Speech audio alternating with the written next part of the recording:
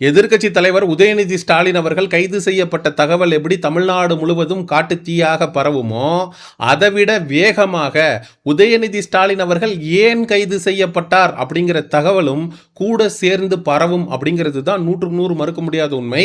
த்ரிஷாவை விமர்சித்து பேசிட்டாருப்பா உதயநிதி ஸ்டாலின் அவர்கள், அதுக்கு விஜய் அவர்களுக்கு கோபம் வந்துருச்சு. அதனால தான் இந்த கைது நடவடிக்கையை த்ரிஷாக்காக விஜய் அவர்கள் எடுத்திருக்கிறார் அப்படின்னு திமுக தரப்பு சமூக ஊடகங்களில் கருத்துக்களை முன்வைக்க ஆரம்பிச்சிட்டாங்க.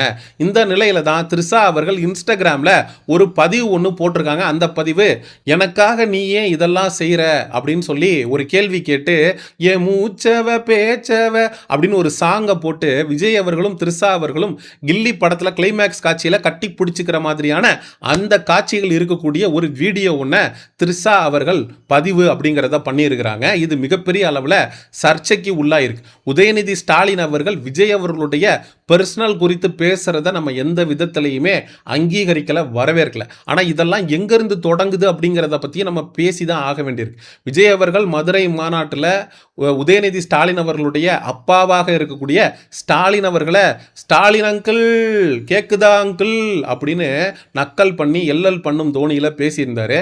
அதுக்கப்புறம் சட்டசபைக்குள்ள எங்க அப்பாவை காணோம் அப்படின்னு சொல்லி விஜய் அவர்கள் பண்ண அந்த பர்சனல் அட்டாக் தான் உதயநிதி ஸ்டாலின் அவர்களை மிகப்பெரிய அளவில் ட்ரிகர் பண்ணி விட்டுருச்சு.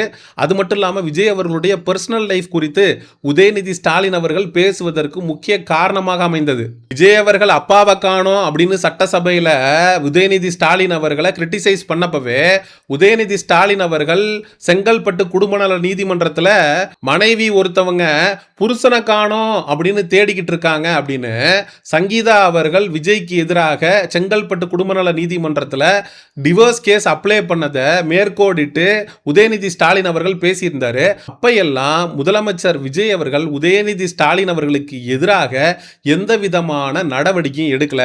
தன்னுடைய மனைவியாக இருக்கக்கூடிய முன்னாள் மனைவியாக இருக்கக்கூடிய சங்கீதா அவர்கள் குறித்து பேசினப்ப உதயநிதி ஸ்டாலின் மேல விஜய் அவர்கள் ஆக்ஷன் எடுக்கல.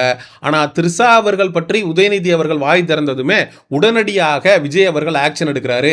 அப்படிங்கிற அந்த ஒரு விமர்சனம் தான் விஜய்க்கு எதிராக எழுந்திருக்கிறது. அதாவது உதயநிதி ஸ்டாலின் அவர்கள் பாட்டுக்கு காவேரி பிரச்சனையை பேசிட்டு கடந்து போயிருப்பார். ஆனால் அந்த ஊப்பிகள் சும்மா இல்லாமல் கீழே நின்றுக்கிட்டு விஜய்க்கு இருக்கக்கூடிய ஒரே ஒரு பிரச்சனை என்ன தெரியுமா, திமுக மேலே பொய் வழக்கு போடுறது அப்படின்னு அவர் பாட்டுக்கு ஒரு ட்ராக்ல போய்கிட்டு இருந்தார். வேலியில் போகிற ஓனான தூக்கி வேட்டியில் விட்ட கதையா, ஊரில் போகிற மாரியாத்தா ஏன் மேலே வந்து ஏறாத்தா அப்படிங்கிற மாதிரி கீழே கூடியிருந்த உடன்பிறப்புகள் எல்லாம் உதயநிதி பேசிக்கிட்டு இருக்கும்போது திருசா திருசா திருசா அப்படின்னு கோஷம் போட ஆரம்பிச்சிட்டாங்க. அப்போ தான் உதயநிதி அவர்கள் என்ன பண்ணுறாரு அப்படின்னா, எங்கே தண்ணி வரணுமோ அங்கே தண்ணி வரணும் அப்படின்னு சொல்லி பேசுகிறார். இது பெரிய சர்ச்சையாகுது. அதுக்கப்புறம் இரவோடு இரவாக எஃப்ஐஆர் அப்படிங்கிறது உதயநிதி ஸ்டாலின் அவர்களுக்கு எதிராக பதிவு பண்ணப்படுது. தஞ்சாவூரில் இருந்து நைட்டோட நைட்டாக காவல்துறை அதிகாரிகள் கிளம்பி வந்து மார்னிங்லேயே வந்து உதயநிதி ஸ்டாலின் அவர்களை கைது அப்படிங்கிறத பண்ணுறாங்க. கைது பண்ணி அவரை வந்து ஒரு வேனில் தஞ்சாவூர் வரைக்கும் அழைத்துட்டு போகிறாங்க. இந்த நிலையில தான் திமுகவுடைய வழக்கறிஞர் பிரிவு சென்னை உயர்நீதிமன்றத்தை அணுகி உதயநிதி ஸ்டாலின் அவர்களை இன்னைக்கு விசாரணை பண்ணிட்டு அவரை வந்து காவல்துறை விடுவிச்சிடணும் அப்படிங்கிற ஒரு உத்தரவையும் பிறப்பிக்கிறாங்க. நாளைக்கு வந்து சட்டமன்ற கூட்டத்தொடர் கூட இருக்கக்கூடிய நிலையில் உதயநிதி ஸ்டாலின் அவர்களை முடக்கணும் அப்படின்றதுக்காக விஜய் அவர்கள் கைது நடவடிக்கையை வந்து கட்டவிழ்த்து விட்டுருக்கிறாரு. காவல்துறையை ஏவி உதயநிதி ஸ்டாலின் அவர்களை கைது பண்றாரு அப்படின்னு சொல்லிட்டு திமுக தரப்புல இருந்து விமர்சனங்கள் அப்படிங்கிறது விஜய்க்கு எதிராக முன்வைக்கப்படுது. திமுகவும் இதே மாதிரி தான் யூடியூப்ல வீடியோ போடுறவன் மீம் போடுறவன் எல்லாரையுமே கைது பண்ணிட்டு இருந்தாங்க. கருத்து சுதந்திரம் அப்படிங்கிறது ஒன்று திமுக ஆட்சியில் இல்லை அப்படிங்கிறது நம்ம எல்லாருக்குமே தெரியும். தாவேக ஆட்சி வந்து கருத்து சுதந்திரத்திற்கு இடம் கொடுக்கக்கூடிய ஒரு ஆட்சியா இருக்கும் அப்படின்னு சொல்லி நம்ம எதிர்பார்த்தோம். ஆனால் தாவேக அரசும் நம்மளை எதிர்த்து பேசக்கூடிய நபர்களை தொடர்ந்து முடக்கக்கூடிய வேலையை செஞ்சுக்கிட்டே இருக்காங்க. நிறைய பேர் முன்வைக்கக்கூடிய கேள்வி என்னன்னா, விஜய் அவர்களுடைய மனைவி சங்கீதா குறித்து உதயநிதி ஸ்டாலின் பேசினப்ப விஜய்க்கு வராத கோபம், திருசான்னு உடன்பிறப்புக்கெல்லாம் கோஷம் போட்டு தண்ணி வர இடத்துல தண்ணி வரணும் அப்படின்னு உதயநிதி ஸ்டாலின் அவர்கள் பேசினப்ப மட்டும் ஏன் விஜய் அவர்கள் கைது செய்கிறாரு?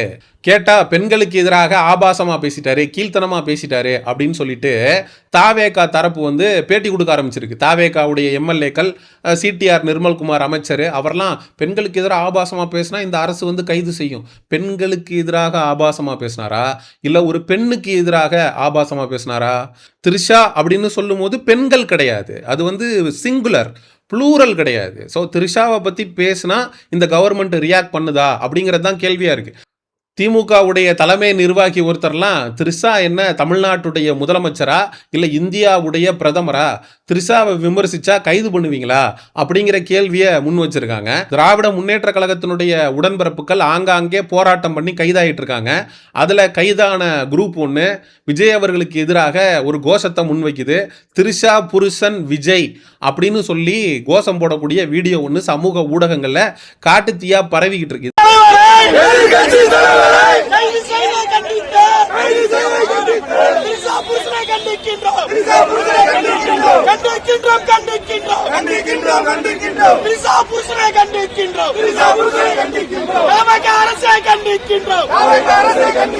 இதனாலதான் நம்ம ஆரம்பத்திலேயே சொன்னோம், உதயநிதி ஸ்டாலின் அவர்களை கைது பண்ண நியூஸ் தமிழ்நாடு முழுவதும் எந்த அளவுக்கு காட்டுத்தீயா பரவுதோ அதை விட வேகமா உதயநிதியை ஏன் கைது பண்ணாங்க அப்படிங்கிற தகவலும் சேர்ந்து பரவும்.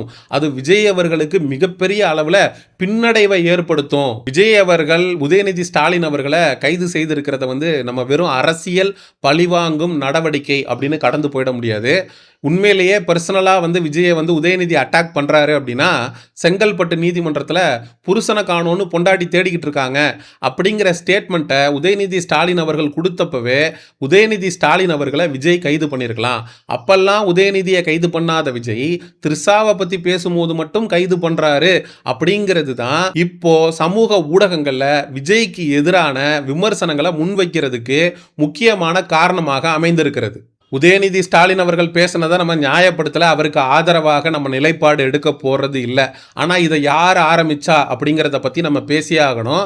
விஜய் அவர்கள் மட்டும் அப்பாவை காணோம் அப்படின்னு பேசாமல் இருந்தா, அப்பாவை காணோம் ஸ்டாலின் அங்கிள் அப்படின்னு உதயநிதி ஸ்டாலின் அவர்களுடைய அப்பாவாக இருக்கக்கூடிய ஸ்டாலின் அவர்களை விமர்சிக்காம இருந்திருந்தா, பர்சனல் அட்டாக் பண்ணாம இருந்திருந்தா, உதயநிதி ஸ்டாலின் அவர்களும் விஜய் அவர்களை அரசியல் ரீதியாக விமர்சிச்சுட்டு போயிருப்பாரோ என்னவோ. ஏன்னா தன்னுடைய அப்பாவை காணோம் அப்படின்னு சொல்லி ஒருத்தர் அசிங்கப்படுத்துறாங்க அப்படிங்கிறப்போ எந்த ஒரு மகனுக்கும் அதற்கு எதிர்வினை ஆற்றணும் அப்படிங்கிற எண்ணம் இருக்கும். அப்படிதான் உதயநிதி ஸ்டாலின் அவர்களும் விஜய் அவர்களை பர்சனல் அட்டாக் பண்ண ஆரம்பிச்சாரு. அது இந்த அளவுக்கு விபரீதமாக போய் முடிந்திருக்கு. மக்களாகிய உங்கள்கிட்ட நான் கேட்கறது என்னன்னா, உதயநிதி ஸ்டாலின் அவர்களுடைய கைது அரசியல் பழிவாங்கும் நடவடிக்கையா, இல்ல த்ரிஷாக்காக நடந்த கைது நடவடிக்கையா, இல்ல உண்மையிலேயே ஒரு பெண்ணை குறித்து ஆபாசமாக கேள்த்தனமாக கேவலமாக யாராவது ஒருத்தர் பேசிட்டா இந்த தமிழக வெற்றி கழக அரசு உடனடியாக நடவடிக்கை எடுக்கும், சட்டம் தன் கடமையை செய்யும் அப்படின்னு செயல்பட்டிருக்காங்களா? ஏன்னா பெண்கள் குறித்து கேவலமா பேசுறவங்களை கைது பண்ணணும் அப்படின்னா ஒட்டுமொத்த தாவேகாவுடைய விர்ச்சுவல் வாரியர்ஸ் என்கிற அபியூசிவ் கும்பலும் இன்னைக்கு சிறையில தான் இருக்கும். சமூக ஊடகங்கள்ல வேற்றுக்கட்சி பெண்களை எந்த அளவுக்கு கேவலமா கொச்சையா கீழ்த்தனமா இந்த விர்ச்சுவல் வாரியர்ஸ் எழுதிக்கிட்டு வர்றாங்க அப்படின்னு நான் சொல்லி உங்களுக்கு தெரிய வேண்டியதில்லை. சரி, உதயநிதி ஸ்டாலின் அவர்களுடைய கைது, த்ரிஷாவுடைய சர்ச்சை இன்ஸ்டா பதிவு, விஜய் அவர்களுடைய மனைவியை பற்றி பேசினப்ப கைது செய்யப்படாத உதயநிதி, த்ரிஷா பற்றி பேசினப்ப கைது செய்யப்பட்டதற்கான காரணம், இதெல்லாம் பற்றி மக்களாகிய நீங்கள் என்ன நினைக்கிறீங்க அப்படிங்கிற உங்களுடைய கருத்துக்களை மறக்காமல் கமெண்ட் செக்ஷனில் சொல்லுங்கள். சமூக நிகழ்வு அரசியல் சார்ந்த பதிவுகளுக்கு சயோனிசம் சேனலை சப்ஸ்கிரைப் பண்ணுங்கள். அடுத்த ஒரு காணொலி பதிவில் சந்திப்போம். நன்றி, வணக்கம்.